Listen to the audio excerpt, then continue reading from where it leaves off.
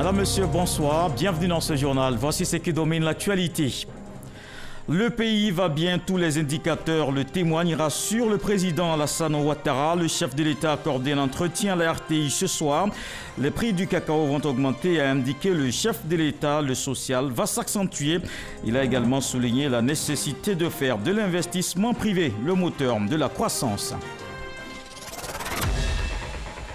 Le président de la République a accordé une interview à la RTI. C'était ce soir, veille du 7 août, date de la fête nationale. Le pays va bien, nous sommes sur la bonne voie, a indiqué entre autres le chef de l'État. Il a fait le tour de toutes les questions qui touchent la marche du pays. Je vous propose l'intégralité de cet entretien avec Bouaka Pascal. Mesdames, Mesdemoiselles, Messieurs, bonsoir. Je suis très heureux de vous retrouver. La Côte d'Ivoire, notre pays, célèbre demain, 7 août 2019, le 59e anniversaire de son accession à la souveraineté nationale et internationale. Nous sommes ici au Palais présidentiel, au plateau. Nous avons l'honneur de recevoir pour vous son Excellence Alassane Ouattara, président de la République de Côte d'Ivoire, sur les antennes de la RTI. Monsieur le Président, bonsoir. Oui, bonsoir, cher frère Bouaka Pascal. Merci d'avoir accepté de répondre à nos questions à la place du traditionnel message à la nation pour éclairer vos concitoyens sur la marche de la nation. Les Ivoiriens attendent que vous répondiez à leurs grandes préoccupations dans le domaine de l'économie, de la santé, du social et bien d'autres, notamment la politique avec l'élection présidentielle prévue au mois d'octobre 2020. Mais avant, Monsieur le Président, comment vivez-vous personnellement la commémoration de ce moment historique? Mais merci beaucoup, chers frères, chers compatriotes. Évidemment, la fête de l'indépendance est un grand moment pour chaque Ivoirien, pour chacun de nous. Et je dois dire que je suis très ému. C'est le 59e anniversaire. C'est un moment important. C'est une opportunité également que vous me donnez de faire un peu un bilan de mon action depuis 8 ans. Et je dois commencer par saluer tous mes compatriotes et leur dire que c'est grâce à notre union que nous en sommes arrivés là. Et j'ai une pensée particulière pour le père de la nation, le président Félix Houphouët-Boigny. Je félicite d'ailleurs notre télévision, la RTI, qui a passé ces temps-ci des séquences des précédentes fêtes d'indépendance, et c'était vraiment émouvant. Voyez-vous, 59 ans, ce n'est pas rien. Et évidemment, nous avons bénéficié de sa sagesse pendant des décennies, et moi je suis là depuis 8 ans, et je voudrais, avant même de commencer, souhaiter à tous mes concitoyens une excellente fête de l'indépendance. Nous aurons un grand défilé militaire demain, et je crois que ce sera l'occasion de montrer que le pays est bien tenu et que nous avons des forces armées déterminées à faire en sorte que le pays continue dans la stabilité. Alors, 59 ans d'indépendance, 8 ans que vous-même vous êtes aux commandes de ce navire. Quel est l'état de la nation ivoirienne aujourd'hui? La Côte d'Ivoire aujourd'hui va bien. Ce n'était pas le cas en 2011 quand je suis arrivé, mais il n'est nul besoin de reparler du passé. Mais aujourd'hui, le pays va bien. Le pays va bien, cela est constaté par nos concitoyens. Nous voyons un peu toutes les indications de satisfaction par rapport à ce que nous avons pu faire, que ce soit dans le domaine des produits agricoles, dans le domaine de l'eau potable, de l'électricité, etc. Et aussi, la communauté internationale indique clairement que la Côte d'Ivoire est sur la bonne voie, que nous avons réalisé des performances exceptionnelles, je dirais même extraordinaires. Madame Lagarde disait que c'est quasiment un deuxième miracle ivoirien. En 8 ans, nous avons quasiment doublé tout dans ce pays. Nous avons doublé le PIB, nous avons doublé la production d'eau, nous avons doublé les localités électrifiées, nous avons doublé le nombre de médecins recrutés, nous avons doublé le nombre de sages-femmes recrutées, et ainsi de suite, je pourrais continuer. Mais moi, je dois dire que ce n'est pas de l'autosatisfaction, mais c'est la réalité. C'est ce que toutes ces grandes institutions, Fonds monétaire, Banque mondiale, les États-Unis, la France, l'Union européenne, qui constatent que ce pays va bien, et je peux assurer et rassurer mes concitoyens que nous continuerons sur cette voie. Alors, on va commencer donc cette revue de la nation par l'économie, c'est ce que vous êtes en train de faire. Les performances économiques de ce pays sont saluées donc par tous, exactement, comme vous l'avez indiqué tout à l'heure. Est-ce que les ressorts de cette économie sont suffisamment solides? Une croissance de 8% depuis 8 ans. Est-ce que les ressorts sont solides pour nous permettre de continuer, de durer dans cette performance et franchir le cap du pays émergent? Oui, voyez-vous, quand nous avons commencé, après les 2-3 premières années, les uns et les autres se disaient, oh, ça ne va pas continuer. Mais ça continue. Bien évidemment, prenez l'exemple de la Chine, ils ont eu des taux de croissance de 8 à 9% pendant 10 ans, et puis ensuite, ça a commencé à faiblir. Aujourd'hui, nous sommes à 6%. La Côte d'Ivoire connaîtra le même cycle. Vous savez, quand on démarre, on va très vite. C'est comme quand un coureur doit faire 200 mètres, les premiers 100 mètres sont très faciles. Alors, nous continuons parce qu'il faut continuer de faire en sorte que l'investissement privé soit le moteur de la croissance. Et c'est le cas aujourd'hui. Que les investisseurs aient confiance en notre pays. Et c'est le cas aujourd'hui. Et avec ça, nous continuerons avec des taux de croissance de 7%. Pendant 8 ans, nous avons eu des taux de croissance d'à peu près 8 à 9%. Et c'est pour cela que le produit intérieur brut, c'est-à-dire la richesse nationale, a doublé de 2011 à 2019. Nous avons doublé le produit intérieur brut. Mais évidemment, le produit par tête d'habitant n'a pas augmenté autant à cause de l'augmentation de la population. Mais néanmoins, le revenu par tête d'habitant a augmenté de 40%. C'est-à-dire chaque Ivoirien, en moyenne, a eu ses revenus augmentés de 40%. Et ceci devra continuer. Voilà, je suis très confiant. Et je dois dire à mes concitoyens que cette voie, nous la continuerons. C'est la bonne voie, c'est la voie de la prospérité future pour notre grand pays. Un des éléments clés de cette économie, Monsieur le Président, c'est l'agriculture. Tout à fait, tout à fait. Et l'agriculture a toujours été le moteur de la croissance. Il représente aujourd'hui près de 20% donc, du produit intérieur brut. Ce sont des éléments techniques. Il était à 25% il y a 8 ans. Mais ce qui est important, c'est de nous assurer que les personnes qui produisent nos produits agricoles, les paysans, soient bien rémunérés. Et c'est ce qui explique cet accord que nous avons développé avec le Ghana pour assurer un prix minimum donc, à nos paysans. Et vous verrez, le 1er octobre prochain, nous augmenterons le prix du cacao parce que je veux qu'on revienne au prix de 1000 francs que nous avons connu en 2015.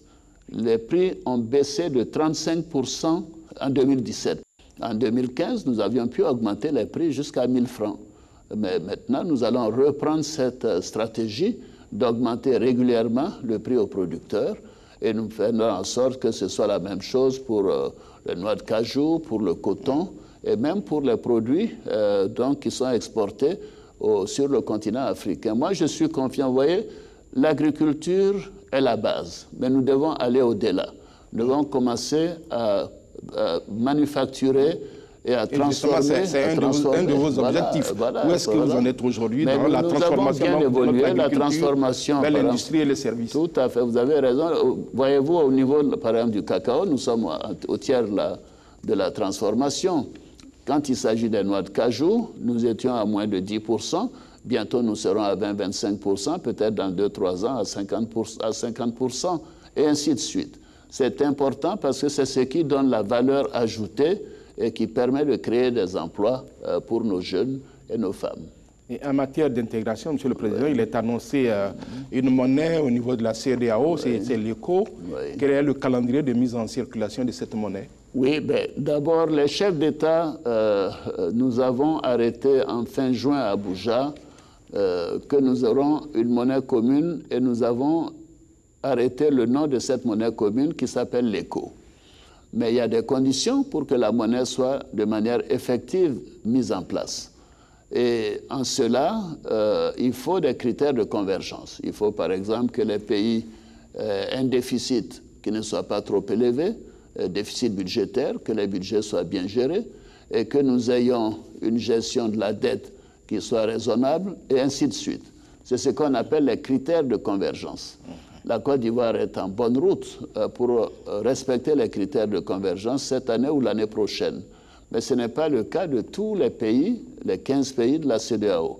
Ce que nous avons arrêté à Abuja, c'est de dire que les pays qui respecteront les critères de convergence, vraisemblablement la plupart des pays de l'UMOA, notre union monétaire, pourront, s'ils le désirent, démarrer avec d'autres pays qui ont de bonnes performances économiques telles que les Cap-Vert et ainsi de suite. Donc c'est une question de respecter les critères de convergence pour nous permettre de mettre en place donc la monnaie commune. Moi, je souhaite personnellement que cela puisse se faire dès l'année prochaine, au moins qu'on puisse l'annoncer. Mais est-ce que ce sera effectif l'année prochaine ou dans 5 ans? Je ne peux pas vous le dire. Cela dépend de chacun des pays, les efforts que les uns et les autres sont prêts à faire pour respecter les critères de convergence. Et donc la Côte d'Ivoire est annoncée comme l'un des premiers pays à s'engager dans l'utilisation de cette monnaie. Il est également annoncé la zone de libre-échange continentale au niveau de l'Union africaine. C'est ça. Qu'est-ce que cette zone de libre-échange apportera à l'économie ivoirienne? Mais et qu'est-ce que cela impliquera pour la population? Voyez ce que l'UMOA et la CEDEAO apportent à l'économie ivoirienne. Nous sommes un pays qui a le plus grand chiffre de pourcentage en matière d'exportation vers les autres pays. Par exemple, les pays comme le Burkina, le Mali sont des partenaires importants pour nous. Alors, quand il y a intégration, ceci facilite les mouvements de biens. Moi, je considère que la zone de libre-échange prendra un peu de temps, certes, parce que tous les pays n'ont pas la même gestion de l'ouverture de leur marché. J'ai indiqué déjà à mes homologues que je note que les entreprises des pays autres que la Côte d'Ivoire, des pays voisins, même en dehors de la CEDEAO, ont des entreprises ici parce que notre marché est ouvert, mais nous n'avons pas cette facilité dans les autres pays, que ce soit en Afrique de l'Ouest ou en dehors de l'Afrique de l'Ouest. Donc, ce sera une condition qui est la réciprocité. Nous sommes ouverts, mais les autres marchés doivent être ouverts. Si tout le monde s'ouvre, les mouvements de biens et services permettront à nos économies d'avoir des taux de croissance encore plus élevés. Vous avez rappelé tantôt, Monsieur le Président, cette initiative avec le Ghana en matière de cacao, les deux premiers producteurs mondiaux. Quels sont les chances de succès de cette initiative commerciale? Mais c'est quasiment acquis. Je ne vais pas rentrer dans trop de chiffres, mais l'accord, c'est que nous n'allons pas vendre la récolte de 2020-2021 à moins de 2600 $ la tonne. Et nous aurons une marge de 400 $ pour nous assurer de reverser aux producteurs un minimum de montant. Donc j'aurai l'occasion de parler plus précisément de cet accord quand ce sera définitivement mis en place. Mais les acheteurs ont compris. Vous voyez, sur 100 milliards de montants tirés du cacao sur les marchés internationaux, les paysans ghanéens et ivoiriens qui produisent 66%, donc les 2 tiers du cacao, n'en tirent que 6 milliards. 6 milliards sur 100 milliards. Ce n'est pas normal. Donc les acheteurs, les grandes industries, conviennent avec nous que nous devons arriver à faire en sorte que les paysans aient une plus grande rémunération. Et c'est ce que nous avons arrêté et ce sera effectif à partir d'octobre 2020. Monsieur le Président, un élément qui permet peut-être de mieux apprécier la santé de notre économie, ce sont ces grands travaux que vous avez engagés, qui sont en train de transformer la face de ce pays un peu partout. Quand on en parle, ça fait la fierté de certains Ivoiriens, mais il y en a d'autres qui disent, attention, le président est en train d'endetter lourdement le pays. Quelle est la réalité? Pas du tout. Mais vous savez, nous avons un des taux d'endettement les plus faibles dans la sous-région et sur le continent. Nous sommes à peu près à 45% aujourd'hui d'endettement. Et la norme que nous avons arrêtée au niveau de l'UMOA et même de la CEDEAO est de 70%. Alors donc nous sommes en deçà. Et les projections montreront que nous n'allons pas dépasser ce montant de 45%. Et même jusqu'en 2025, au mieux, nous serons à 50%. C'est-à-dire ce pays est bien géré. Il n'y a pas de risque d'endettement. Vous savez, il ne peut pas y en avoir. Je suis un macroéconomiste. Ce sont des choses que j'ai eu à faire à travers le monde, pas seulement en Afrique. Je veille à ce que l'endettement de la Côte d'Ivoire n'étouffe pas l'économie ivoirienne. Et mes compatriotes peuvent me faire confiance. Et je pense que nous sommes sur la bonne voie et que l'endettement que nous avons également, quelquefois, c'est pour effacer les anciennes dettes qui avaient été contractées à des conditions trop onéreuses. Alors, donc, c'est une gestion macroéconomique de qualité, et c'est d'ailleurs ce que tout le monde reconnaît. Nous continuerons dans cette voie. Nous ferons en sorte que ce pays ne soit pas surendetté. Nous ferons en sorte que l'inflation soit faible, parce que c'est ce qui protège les populations. Et nous ferons en sorte qu'il y ait une croissance économique continue pour améliorer le quotidien des Ivoiriens et éviter l'augmentation de la pauvreté que nous avons connue avant 2011. Vous savez bien que le taux de pauvreté a baissé considérablement en Côte d'Ivoire depuis que nous sommes aux affaires, et ça continuera de baisser. Alors justement, continuons dans votre politique sociale, Monsieur le Président. Quand on parle de croissance, il y a une partie des Ivoiriens qui dit on ne mange pas croissance. Quand on parle de travaux d'infrastructure, on vous répond on ne mange pas goudron. C'est une boutade bien ivoirienne, mais qui montre qu'il y a une réalité. C'est la forte attente des populations en matière d'amélioration de leurs conditions de vie. Mais je crois que j'entendais ça il y a 4-5 ans, mais je crois que les points de vue ont changé. Parce que les populations apprécient d'avoir des routes quand même. J'étais à Dzopé pour l'inauguration de la route, donc à Dzopé, Yakassé à Tobrou. Mais les chefs, les jeunes me disaient, mais écoutez, Président, nous vous remercions, parce qu'il y a à peine 5 ans, il y a même 2 ans, il nous fallait 3 heures, 4 heures. Et ça va continuer jusqu'à Bétier? Ça continuera jusqu'à Bétier. Maintenant, ils le font en 15 minutes. Alors, quand on fait la route en 15 minutes, Pascal, quand même, au lieu de 3 heures, déjà, on économise le carburant, n'est-ce pas? Je fais partie des plus heureux, Monsieur le Président, puisque c'est ma route. Ah ben, vous voyez, donc vous économisez beaucoup d'argent. Maintenant, le carburant, vous l'économisez. Et ensuite, pendant la saison des pluies, il n'y a pas d'immobilisation. Alors, maintenant, ce débat est clos. Mais il nous faut aller plus loin. Je considère que toutes les routes de Côte d'Ivoire doivent être réhabilitées.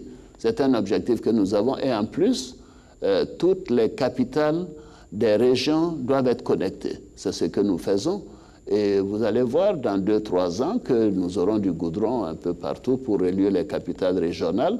Et nous allons également travailler sur les routes secondaires, sur les pistes, parce que c'est ça le confort des populations, pouvoir aller d'un endroit à l'autre, sans compter la circulation des biens et services. Tout cela contribuera à faire baisser le prix des matières premières, des biens de consommation. Vous savez, l'investissement dans les infrastructures, c'est toujours un bon acquis. La Chine s'est développée de cette façon. Tous les grands pays, même l'Europe. Vous savez, l'Europe a commencé avec le charbon, les chemins de fer. C'est un objectif. Pour nous qui sommes économistes, nous savons que la route précède le développement. Et le président Houphouët l'avait bien compris. Et c'est grâce à lui que nous avons eu des kilomètres ici d'autoroute. Et puis tout ça n'a pas continué après lui. Mais maintenant, nous avons amélioré et nous continuerons de faire en sorte que même l'autoroute Abidjan-Bouaké, Ferké-Ouaga soit réalisée dans les 2-3 prochaines années. Un des éléments clés de cette politique sociale, Monsieur le Président, c'est la santé des Ivoiriens. La couverture maladie universelle, il y a une longue campagne de sensibilisation. Les Ivoiriens attendent pour permettre à tout le monde, et surtout les moins nantis, de bien se soigner à moins de frais. Qu'est-ce qui retarde la mise en route de cette comme vous le savez, nous avons mis en place cette année un programme social du gouvernement avec 725 milliards de francs CFA. Nous avons fait le point déjà pour les 6 premiers mois. Cela se déroule très bien. Et d'ailleurs, j'invite ceux, par exemple, qui ont des problèmes dans leur région, de nous envoyer des correspondances. Je reçois beaucoup de correspondances me disant, Président, nous n'avons pas un château d'eau dans notre village. Et j'ai dit au programme social de gouvernement, vous vous en occupez. Alors, ce qui est important, c'est qu'avec ce programme social de gouvernement, nous avons pris un certain nombre d'engagements, aussi bien sur l'école, sur la santé. Je vous dirais, par exemple, sur la santé, est-ce que vous savez qu'en 8 ans, nous avons doublé le nombre de médecins en Côte d'Ivoire? Beaucoup de gens ne le savent pas. En 8 ans, nous avons doublé le nombre de sages-femmes dans notre pays. Et je pourrais continuer. En 8 ans, nous avons doublé la quantité d'eau potable produite pour les populations. En 8 ans, nous avons électrifié autant de localités que les 50 premières années de l'indépendance. Je pourrais continuer. Donc le programme social continuera de renforcer cet élan social pour le bien-être des populations. Ce que je voudrais, moi, c'est qu'à un point donné, surtout en 2025, nous ayons la satisfaction de voir que 100% des localités en Côte d'Ivoire sont électrifiées.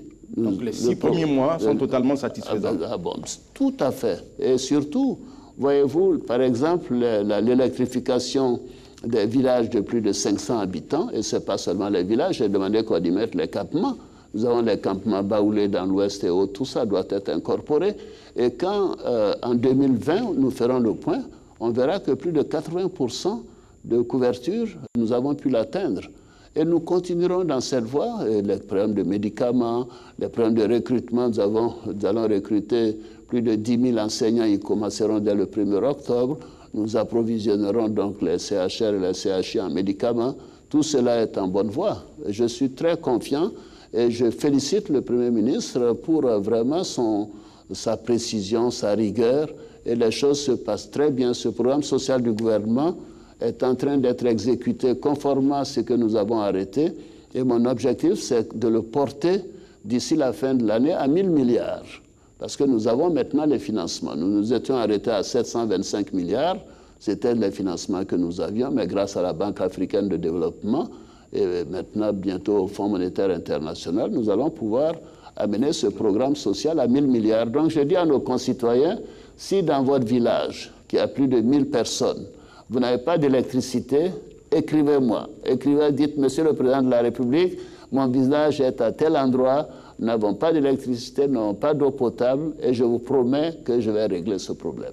Alors, Monsieur le Président, vous êtes donc satisfait donc de la façon dont les choses se déroulent, l'économie se porte bien, le programme social est en marche pour le bonheur des populations, mais au plan de la cohésion sociale, Monsieur le Président, on a l'impression qu'on n'est pas encore totalement sorti de la crise malgré le succès économique. Il y a des conflits intercommunautaires, le point d'orgue, ça a été Béoumi, avec 8 morts. C'est le vivre ensemble que vous prônez dans votre politique qui est mise à mal. Que répondez-vous? Oui, Pascal, vous savez, mon programme de gouvernement, c'était le vivre ensemble. Nous avons bien diagnostiqué ce problème quand nous étions dans l'opposition. Et nous avons pris toute une série de mesures pour aller vers donc, le renforcement de la cohésion nationale. Et on continuera. Ces conflits communautaires ne sont pas acceptables, surtout quand on voit les motifs. Mais il faut que les politiques aussi arrêtent d'attiser la haine et la mésentente. Maintenant, il y a toute une série de réunions. Le comité de sécurité, par exemple, au niveau national, s'est réuni à Yamoussoukro il y a 2 semaines. Des mesures ont été prises, des dispositions sont prises pour que nous puissions alerter dès qu'il y a la possibilité d'un conflit. Et maintenant, pour les conflits passés, nous continuerons de les gérer et surtout utiliser la chefferie traditionnelle, la Chambre des rois et chefs, pour leur dire qu'ils doivent aussi s'activer et parler à nos concitoyens pour dire qu'il ne faut pas continuer dans cette voie. C'est peut-être des signes aussi qui montrent que les blessures de la crise ne sont pas totalement cicatrisées. Oui, mais vous savez, en France, après la Deuxième Guerre mondiale, il a fallu 40 ans pour que les choses se règlent. Il ne faut pas qu'on dise qu'à la Côte d'Ivoire, en 8 ans, en 10 ans, on puisse régler tous ces problèmes qui ont été créés depuis la mort du premier président, du président Félix Houphouët-Boigny. Ça prendra du temps. Moi, je suis engagé. J'ai dit à tous mes concitoyens de s'engager dans cette voie. Je demande à tous les politiques de faire la même chose. C'est important de parler à nos concitoyens un langage d'apaisement, un langage d'union et de dire que la nation ivoirienne est en construction et avec une bonne politique économique, cela contribue à renforcer donc l'union nationale. Ouvrons maintenant, Monsieur le Président, la page politique. Il y a beaucoup de batailles qui se passent. On voit souvent des images à l'Assemblée nationale. La dernière pierre d'achoppement, ça a été la réforme de la CEI, réclamée par la Cour africaine des droits de l'homme et des peuples. La loi a été votée à une large majorité à l'Assemblée nationale et au Sénat. Mais, Monsieur le Président, pour vous, est-ce que l'équilibre réclamé par la Cour africaine des droits de l'homme est respecté? Mais c'est ce que nous pensons, puisque la Commission africaine des droits de l'homme et des peuples avait demandé, sur intervention d'une ONG, que la société civile soit mieux représentée. Elle avait 3 membres, maintenant elle en aura 6. Nous avions une commission qui avait 17 membres, dont près de la moitié était censée être proche du pouvoir. Maintenant, nous avons une commission où il y a 15 membres, où on ne peut considérer que le tiers qui soit proche du pouvoir. Donc nous avons rempli nos obligations. Mais c'est ce qui est le plus important, c'est que nous avons tenu pendant 6 mois des réunions avec les partis politiques, avec la société civile, et ce consensus global a permis d'aller de l'avant. Maintenant, je suis bien placé pour savoir que la politique de la chaise vide n'est pas la bonne chose. Voyez-vous, mon parti d'origine, je ne dois pas dire mon parti d'origine, parce que mon parti d'origine, c'était le PDCI, mais le RDR, en son temps, avait boycotté les élections de 2000. Qu'est-ce qui s'est passé? Mais l'Assemblée a continué de fonctionner pendant 10 ans sans un député RDR. J'ai toujours dit aux gens du RDR que c'était une erreur. Maintenant, nous avons la réforme de la commission électorale. Je constate que tout le monde y a participé et qu'au dernier moment, des 2 dernières réunions, le PDCI a décidé de ne pas y participer. C'est dommage, parce que la commission, elle a été votée par l'Assemblée, par le Sénat, et je crois qu'ils ont saisi le Conseil constitutionnel. Tout à fait. L'opposition ne démord pas, Monsieur le Président. Mais très bien. L'opposition parle de passage en force. Elle a saisi le Conseil constitutionnel. Elle a été déboutée, certes, Monsieur le Président. Ne craignez-vous pas que ces contestations finissent par jeter un discrédit sur la présidentielle? Nous sommes en démocratie et la majorité, dans tous les pays du monde, c'est la majorité qui décide. À partir du moment où l'Assemblée nationale a voté, le Sénat a voté, il n'y a plus de discussion. Maintenant, les gens me parlent de... On dirait que c'est la CEI qui va voter. C'est les Ivoiriens qui vont voter, c'est ça le plus important. Et j'irai plus loin. On me dit, oui, c'est la CEI, sans la réforme, il y aura des problèmes. La Cour n'a pas demandé une réforme, elle a demandé une recomposition pour mieux représenter la société civile, et c'est ce que nous avons fait. Maintenant, qu'est-ce qui va se passer? Je vais promulguer la loi aujourd'hui, parce que tout le processus est bouclé. Et les uns et les autres désigneront leurs représentants et ils vont se mettre au travail, parce que nous avons les élections en 2020.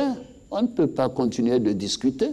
Il faut quand même des institutions. Et ceux qui remettent en cause la CEI actuelle, mais ils oublient que nous avons fait des élections en 2015, Pascal. La CEI actuelle, elle a fait du très bon travail. C'est celle de 2010 qui a eu des problèmes, que nous avons réformée. Et nous avons une nouvelle CEI en 2012 qui a fait toutes les élections, y compris l'élection présidentielle de 2015. Et l'élection présidentielle de 2015 s'est bien passée. Mes adversaires m'ont téléphoné, y compris à Finguessa, Mme Lagou et autres, pour me féliciter et reconnaître les résultats. Alors, c'est cette CEI qui était déjà très bonne que nous venons de réformer en diminuant la part de l'État. Mais écoutez, si on est de bonne foi, on doit trouver que c'est une amélioration et que l'on doit continuer d'aller de l'avant. Alors, ce dossier est bouclé. Les institutions de la République vous ne craignez pas que cela prépare le terrain à la contestation du scrutin à venir? Mais écoutez, celui qui veut contester, conteste. Il y a des voies légales pour le faire. C'est aussi simple que ça. Surtout, pas de violence comme en 2010. Nous devons prendre l'exemple de 2015. Nous allons aux élections. Celui que les Ivoiriens vont désigner sera en poste. Et les autres, je souhaite qu'ils l'appellent pour féliciter cette personne. Alors, cette élection que vous évoquez, ce sera en octobre 2020, va se dérouler dans un paysage politique totalement recomposé. Les grandes manœuvres ont déjà commencé. Vous avez créé le RHDP avec plusieurs partis de l'opposition et une partie du PDCI RDA. Vous comptez étendre encore le RHDP à d'autres formations? Ah oui, c'est ouvert à tous. Il y a des personnalités qui étaient au FPI, qui sont aujourd'hui au RHDP. Ce n'est pas seulement une affaire du RDR, de l'UDPCI, de ceux qui ont quitté le PDCI, mais il y a tout le monde là-dedans. C'est un rassemblement parce que nous considérons que c'est notre contribution à la paix et à la stabilité dans notre pays. Avoir un parti politique qui ne fait pas de distinction de région, de race, d'ethnie. Et moi, je suis très heureux de ce que nous avons obtenu, puisque maintenant, nous avons, dans toutes les régions de Côte d'Ivoire, le RHDP est présent. Je vais vous donner des exemples. Prenez les municipales et les députés. Mais c'est quasiment 2/3 des maires et 2/3 des députés sont membres du RHDP. Les présidents de région, c'est quasiment 3/4 des présidents de région qui sont du RHDP. Les sénateurs, sans compter même ceux que j'ai nommés, c'est quasiment les 3/4 des sénateurs qui sont au RHDP. Et moi, je me fais présenter une carte nationale. Le RHDP est partout, dans toutes les régions. Il n'y a pas un département, il n'y a pas une sous-préfecture. C'est ça l'Union nationale. C'est un parti qui couvre l'ensemble et qui veut que les enfants de ce pays, pas seulement les oufouettistes, mais que tous les enfants de ce pays se retrouvent en disant nous voulons améliorer le sort de nos enfants, de nos petits-enfants. Et je suis très satisfait de cette évolution. Le PDCI ne fait pas partie de ces grands rassemblements. Votre ancien allié, le président Bédié, et votre prédécesseur, le président Laurent Gbagbo, se sont rencontrés à Bruxelles. Ils parlent de constituer une plateforme de toute l'opposition contre vous ou contre non, ils n'ont pas dit contre moi. Contre le candidat du RHDP. Quel commentaire? Ah non, ils n'ont pas dit qu'il faut une plateforme contre le candidat du RHDP. Pour le moment, il n'y a pas de plateforme à ma connaissance. Ils se sont rencontrés, nous avons vu ce qui est dans la presse. Je considère que, voilà, il n'y a pas plus que ça. En tout cas, ils disent qu'ils sont en train de préparer une plateforme qui va être communiquée très bientôt. Là, c'est différent. C'est très bien qu'ils préparent une plateforme. Et c'est même très bien qu'ils se rencontrent. Mais que vous voyez votre ancien allié partir comme ça, vous n'avez pas de commentaire? Non, je n'ai pas de commentaire particulier. Le RDR, avant moi, a été allié au FPI de Laurent Gbagbo. Le PDCI, avec d'autres partis, ont été donc en alliance avec le RDR depuis 2005, pendant quand même 14 ans. Et bon, le président Bédia a décidé de ne pas faire partie de cette alliance, mais c'est son droit, il n'y a pas de problème. Il a dit l'objectif, donc, c'est la réconciliation. Ah bon? Peut-être lui et Laurent Gbagbo devaient se réconcilier. Ça, je peux comprendre, parce que je sais ce que l'un et l'autre pensent. Et aussi entraîner la réconciliation de toute la Côte d'Ivoire. Non. Moi, je me suis réconcilié avec le président Bédié. Tout le monde sait ce qu'il m'a fait. On s'est réconcilié. Avec Laurent Gbagbo, je n'ai jamais eu de problème, en réalité. Il y a un personnel. Il y a eu des élections. Bon, on sait ce qui s'est passé. Mais si maintenant Laurent Gbagbo et Henri Konan Bédié, je sais ce qu'ils pensent l'un de l'autre, se réconcilier, c'est une très bonne chose. Mais ça n'entraîne pas les Ivoiriens. Les Ivoiriens, nous, on est très bien. En Côte d'Ivoire, moi, je vois que nous sommes très bien. On est ensemble, les gens vivent dans les quartiers ensemble, ils sont au marché, ils ne sont pas à couteau tiré comme s'il y avait des problèmes. Quand on parle de la politique en Côte d'Ivoire, vous êtes 3 grands hommes politiques qui dominent la classe politique. Il y a vous-même, il y a le président Bédié, le président Gbagbo. Ils se sont réconciliés. Peut-être dans quelques mois, vous allez vous joindre à eux. Non, mais écoutez, j'ai eu un problème avec Henri Konan Bédié. Nous nous sommes expliqués et nous avons même formé une alliance. Le fait qu'il décide de sortir de cette alliance, mais écoutez, c'est sa décision. Mais tous les autres sont restés. Avec Laurent Gbagbo, je n'ai jamais eu de problème. On a eu toujours des relations fraternelles et amicales. Et par conséquent, je ne me sens pas concerné. Quand j'ai vu que Jeune Afrique dit que j'ai essayé par tous les moyens d'empêcher, j'ai dit, mais de quoi je me mêle? Pourquoi je vais empêcher 2 anciens présidents de se rencontrer? C'était ma question suivante. Que vous avez tout fait pour... c'est des histoires, c'est des mensonges. Je le leur ai signifié d'ailleurs. Mais pourquoi je ferais cela? Je n'ai aucune raison de le faire. Est-ce que j'ai empêché 2 Ivoiriens de se rencontrer en Côte d'Ivoire? Si 2 Ivoiriens veulent se rencontrer à Bruxelles, mais écoutez, c'est leur décision. Monsieur le Président, le président Laurent Gbagbo bénéficie d'une liberté conditionnelle. Une partie de la population souhaite qu'il revienne en Côte d'Ivoire pour prendre part à ce processus de réconciliation. D'abord, que pensez-vous de ce verdict? Attendez, Pascal, attendez pas. Quel processus de réconciliation? Je veux comprendre. Mais que les partisans de Laurent Gbagbo souhaitent qu'il soit là parce que c'est leur fils, parce que c'est leur chef, mais c'est une très bonne chose, c'est normal. Quand j'étais en exil, mes partisans aussi souhaitaient que je rentre et que je participe au processus. ça ne voulait pas dire qu'il n'y avait pas de réconciliation. Il ne faut pas déplacer les problèmes. Chacun gère donc ce à quoi il est attaché. Je comprends que ceux qui sont proches de Laurent Gbagbo soient attachés à sa personne, veulent que ce procès se termine pour qu'il puisse rentrer en Côte d'Ivoire. Mais écoutez, c'est leur droit. Je n'ai pas d'autres commentaires à faire. Monsieur le Président, les Ivoiriens qui ont été traumatisés par les crises post-électorales de 2010 redoutent d'autres troubles. Vous avez dit à plusieurs reprises, en parlant de la présidentielle à venir, il n'y aura rien. Et le Premier ministre l'a répété aussi. D'où tirez-vous cette confiance? Mais cher frère, quand même, pourquoi vous ne parlez pas de 2015?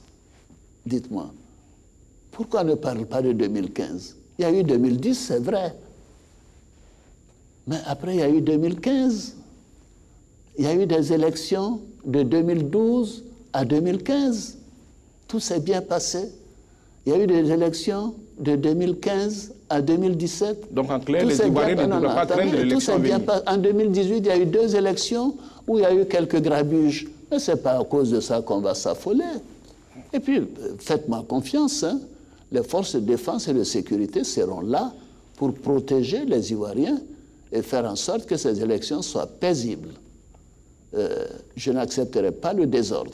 Je n'accepterai pas les déclarations qui divisent les Ivoiriens et qui mettent en danger l'unité nationale et la cohésion nationale. Donc moi, je suis très, très, très serein. Nous aurons de bonnes élections en 2020 parce que d'abord, on a eu une commission qui a fait du bon travail en 2015, qui a été améliorée pour 2020. Et puis, écoutez, maintenant, nous aurons un système biométrique pour les cartes d'identité. Il n'y aura pas de fraude. Mais les Ivoiriens voteront, ils les éliront le président qu'ils voudront et les députés qu'ils voudront. Il n'y a pas de quoi en faire tout un plat. Très bien. Nous sommes à un peu plus de 14 mois de la présidentielle. Monsieur le Président, est-ce que votre décision est prise? Laquelle? D'aller ou de ne pas aller? Mais je l'ai dit que je le ferai savoir en 2020. Mais Monsieur le Président, les Ivoiriens scrutent toutes vos sorties, toutes vos phrases. On se demande, n'ira-t-il pas? Pourquoi vous ne les libérez pas maintenant? Mais pourquoi Mais écoutez, je suis un homme politique. La Constitution me permet de faire 2 autres mandats si je le souhaite. Mais je vais prendre ma décision au moment opportun. Et sur la base de ce que mon parti me dira de faire aussi. Je l'ai dit déjà à l'occasion du forum de Mo Ibrahim. Le président Oufouet disait qu'un homme d'État, il y a 3 choses qui sont importantes. Vous voyez, il y a Dieu, il y a la nation et la personne. Quand on parle de Dieu, c'est pour la santé, pour l'âge. Pour le moment, j'ai 77 ans, j'aurai 78 ans l'année prochaine. Mes médecins me disent que je suis en parfaite santé. Deuxièmement, le pays, la traduction du pays, c'est à travers le RHDP, qui verra qui ils veulent comme candidat. Si on me le demande, je pourrais répondre positivement ou négativement en fonction de ma conscience et de ce que je pense pour mon pays. Alors, pour mon pays, je veux la stabilité. Vous voyez, je veux la stabilité de mon pays et je veux la sécurité des Ivoiriens.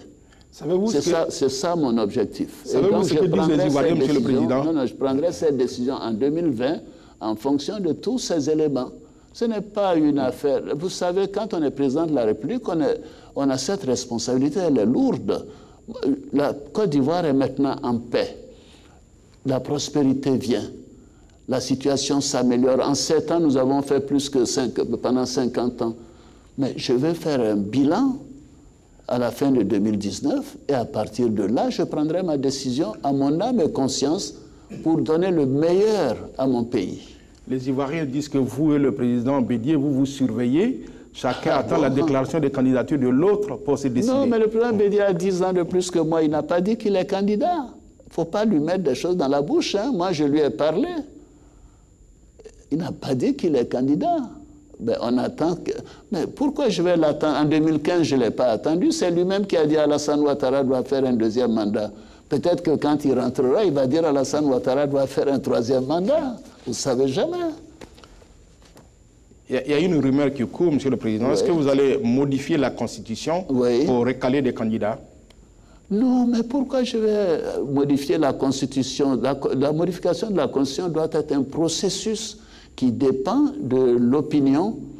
Nous avons une Constitution depuis 2016. On l'a pratiquée. Bon, il est clair qu'il y a des choses qu'il faut modifier dans la Constitution, mais ce n'est pas pour recaler des candidats. Non, non, non, je ne vois pas pourquoi une Constitution devrait recaler des candidats. Moi, je ne souhaite pas être recalé, en tout cas. Et je ne vois pas pourquoi d'autres, c'est vrai, seraient donc recalés. Mais maintenant, il faut épouser l'ère du temps. Nous sommes un certain nombre à avoir un certain âge. Peut-être qu'à un moment donné, nous devrions réfléchir à ce que nous pouvons donner à notre pays au-delà d'un certain âge. Mais c'est tout. Autrement, mais il y aura des modifications de la Constitution parce que nous remarquons qu'il y a des petites choses qui méritent d'être adaptées. Et j'essaierai de voir avec les uns et les autres qu'est-ce que nous devons modifier. Mais ce n'est pas dans une intention pour moi, de ne pas avoir d'adversaire. Vous voyez, je ne suis pas de cette trempe-là. Parlons maintenant de défense et de diplomatie, Monsieur le Président. La Côte d'Ivoire, on se rappelle, a subi un grave attentat terroriste en 2016 à Grand Bassam avec beaucoup de morts. La zone ouest africaine est en proie au terrorisme.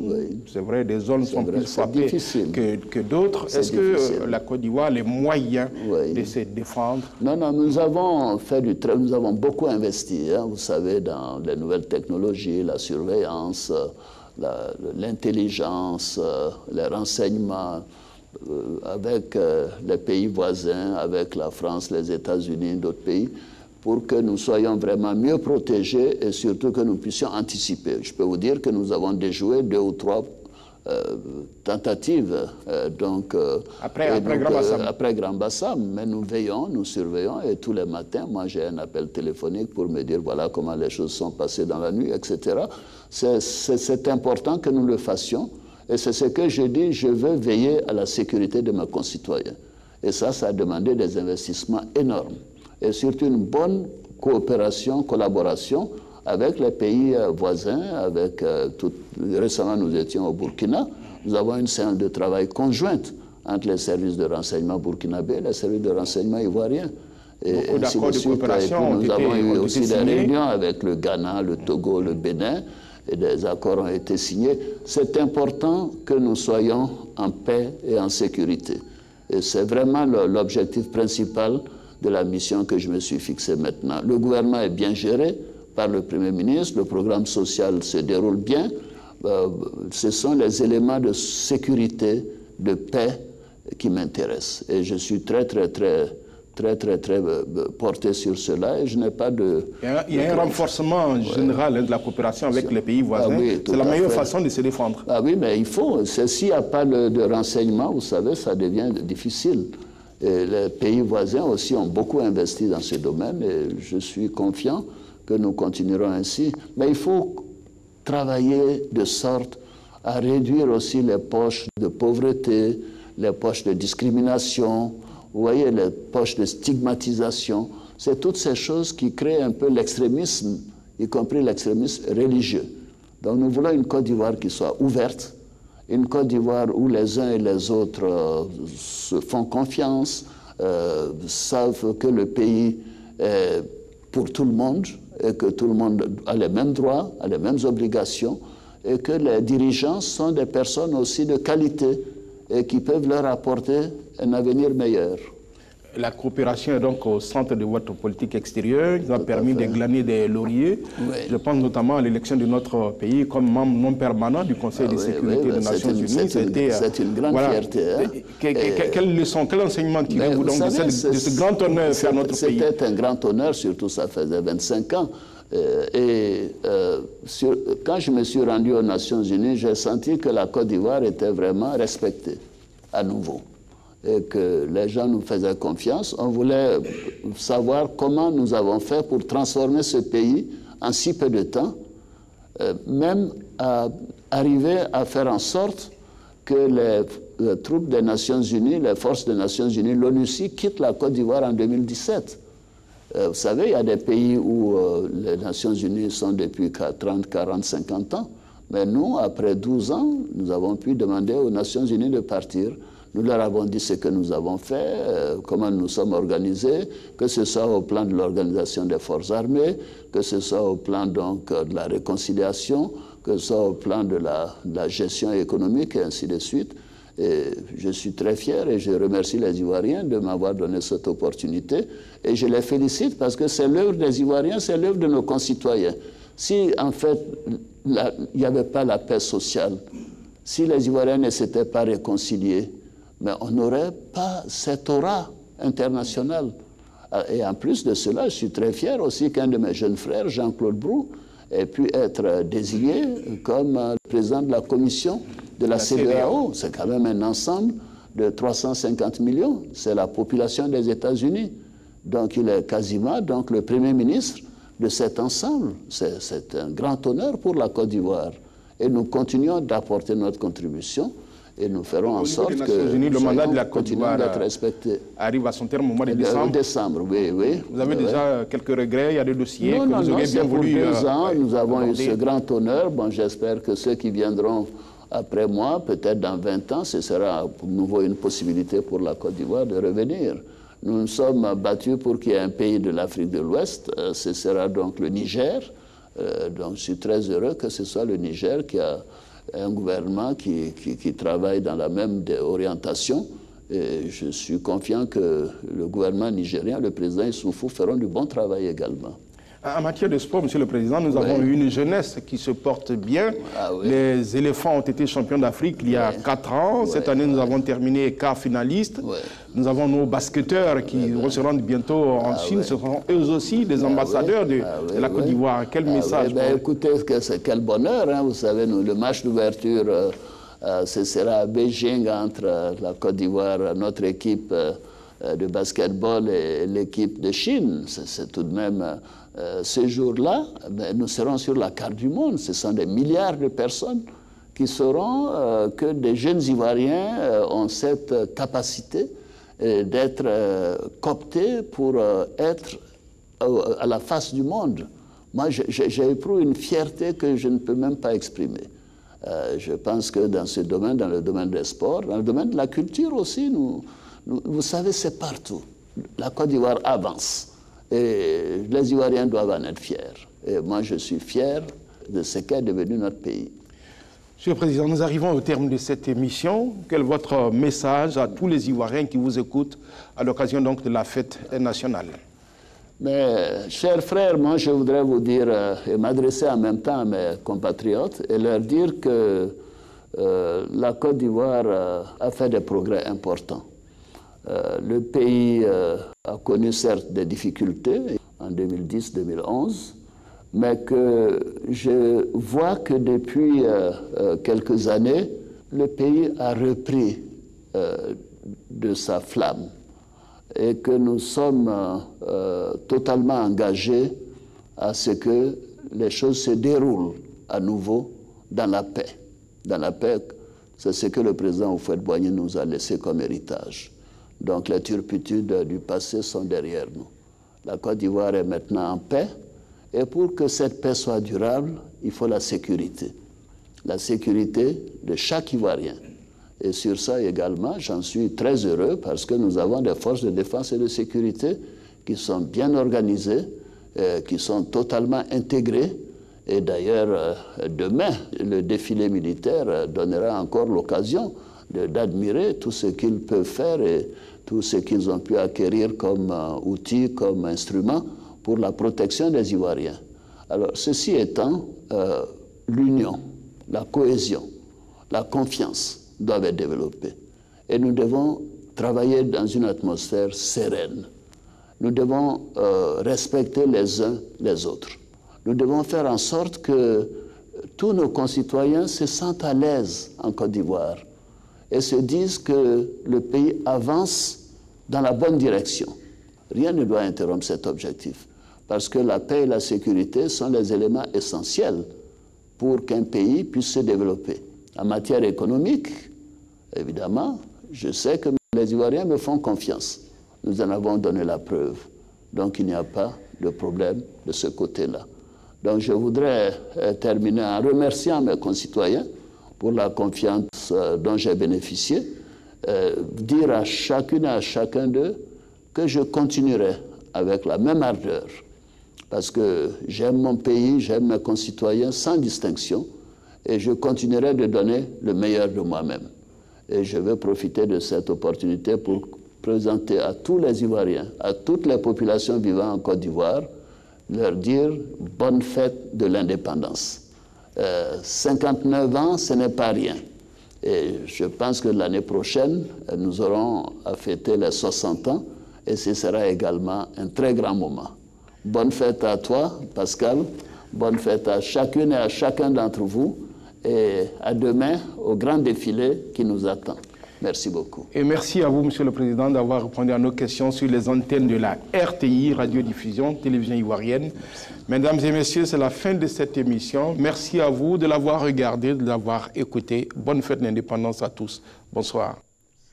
Et c'était l'entretien que le président de la République a accordé à la RTI à l'occasion de la fête de l'indépendance. Le chef de l'État qui a réaffirmé sa détermination à poursuivre la marche du pays vers le développement. Eux aussi s'inscrivent dans cette vision. Ils sont au total 81, des modèles de persévérance, des exemples de réussite dans leur domaine d'activité. 37 personnes physiques, 44 personnes morales ont reçu le prix d'excellence 2019. La cérémonie tenue aujourd'hui au palais de la présidence, c'était en présence du chef de l'État. Le reportage de Viviane Aïmé. Ils sont élèves, militaires, fonctionnaires de l'administration publique, créateurs d'entreprises, responsables d'ONG, enseignants, personnes de culture, travailleurs du domaine médical, travailleurs du domaine agricole, restaurateurs, sportifs, hôteliers. Ce sont aussi des personnes morales, à savoir des structures publiques, des entreprises privées, des sociétés coopératives et organisations non gouvernementales, des associations de développement et organisations socio-culturelles, des collectivités territoriales. Ce sont au total 81 lauréats pour cette édition 2019 de la Journée nationale de l'excellence.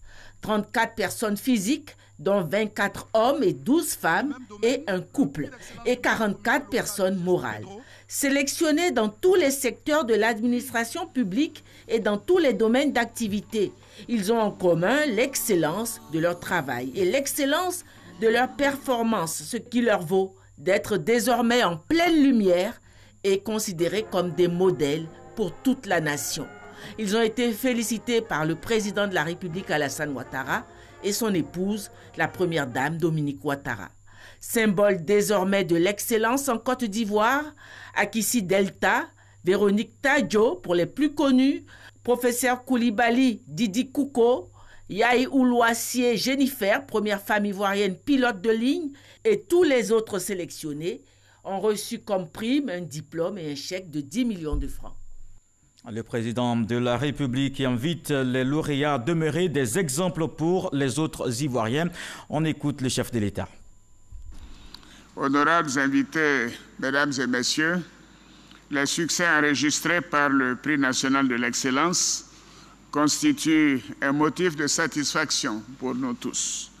Ce prix qui met en lumière des hommes, des femmes et des jeunes qui contribuent au quotidien au rayonnement de la Côte d'Ivoire, constitue désormais une exhortation au changement d'attitude et de comportement pour l'avènement de l'Ivoirien nouveau.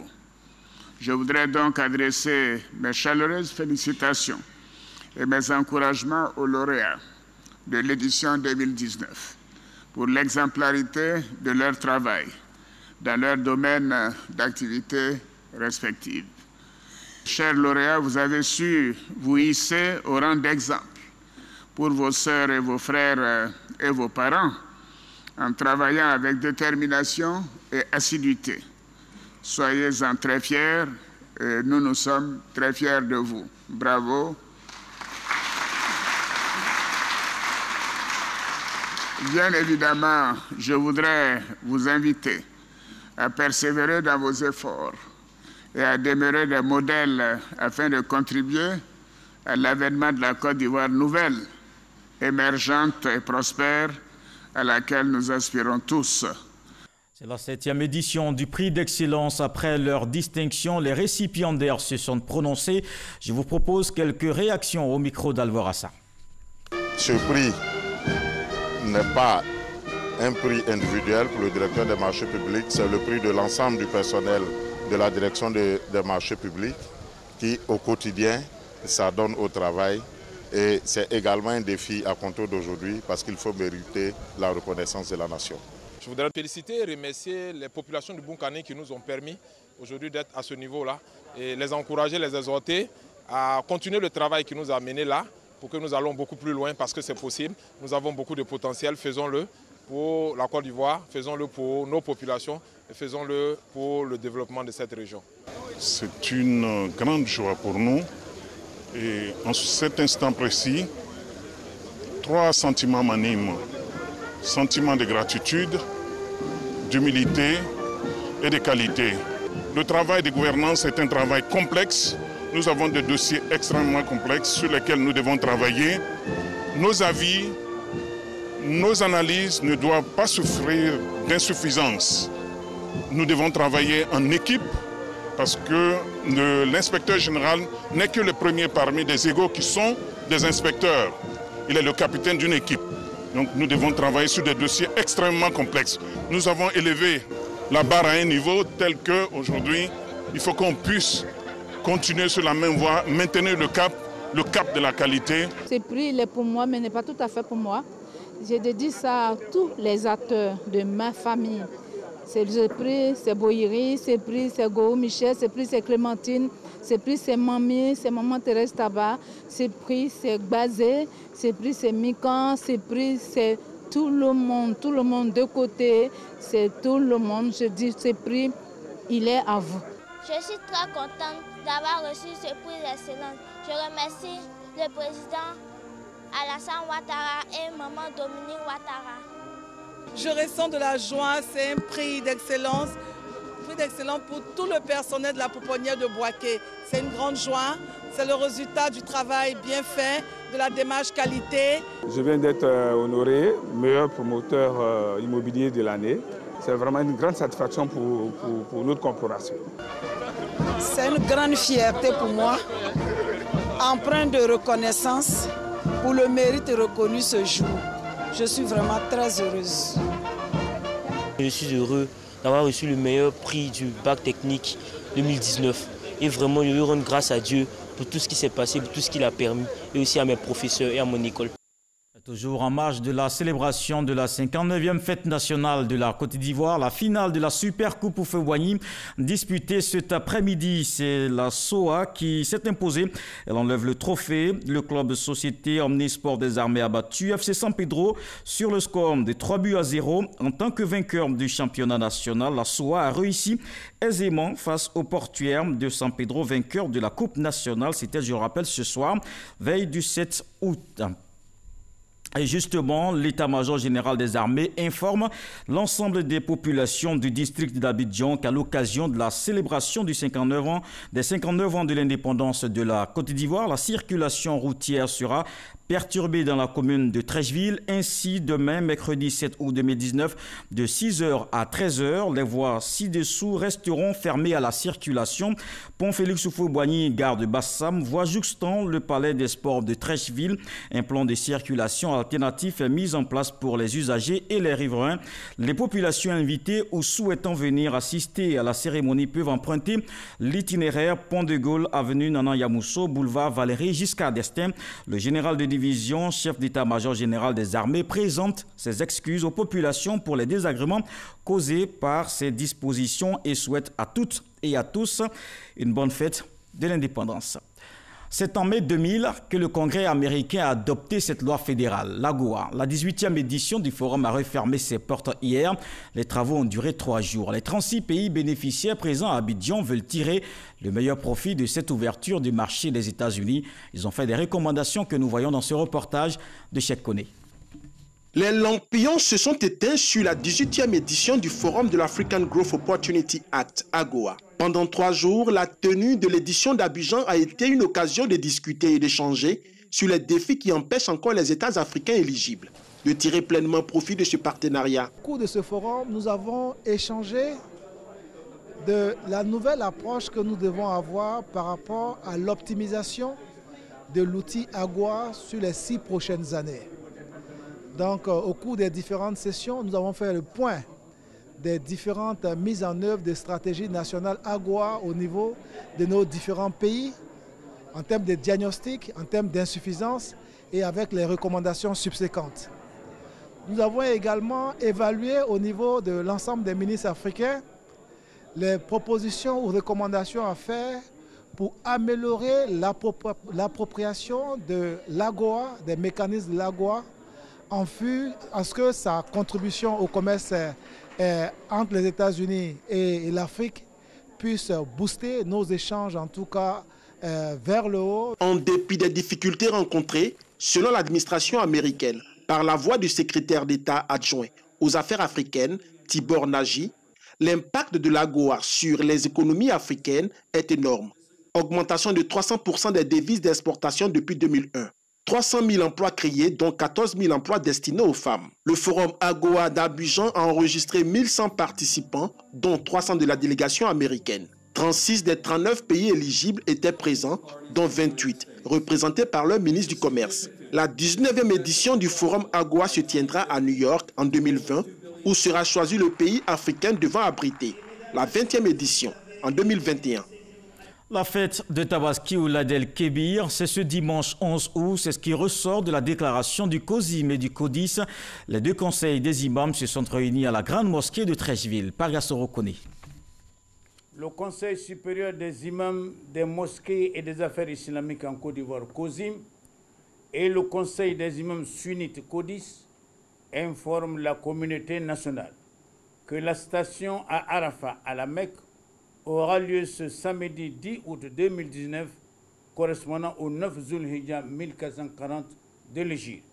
Par conséquent, la fête de la Tabaski sera célébrée en Côte d'Ivoire, Inch'Allah, le dimanche 11 août 2019, correspondant au 10 Zulhijja 1440 de l'Hégire. Les imams souhaitent bonne fête à toutes et à tous.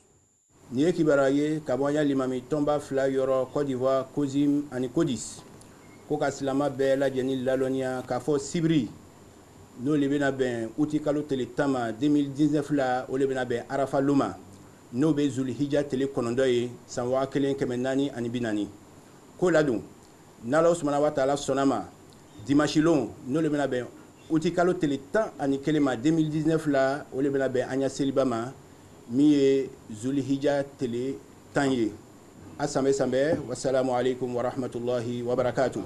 Et avant de refermer ce journal, rappelons que le président de la République a accordé une interview à la RTI, un entretien avec Brouaka Pascal. C'était ce soir, veille du 7 août, date de la fête nationale. Il a fait le tour de toutes les questions qui touchent la marche du pays. Le pays qui va bien, nous sommes sur la bonne voie. Tous les indicateurs le témoignent, rassure le chef de l'État. Il a annoncé l'augmentation du prix du cacao. Le social va s'accentuer. Eau, électricité pour tous, l'accès aux services de santé. Le président de la République a également souligné la nécessité de faire de l'investissement privé le moteur de la croissance. Ce journal est terminé. Merci de l'avoir suivi. Demain, retrouvez Marine Cognan. Très bonne fête à tous. Bonsoir.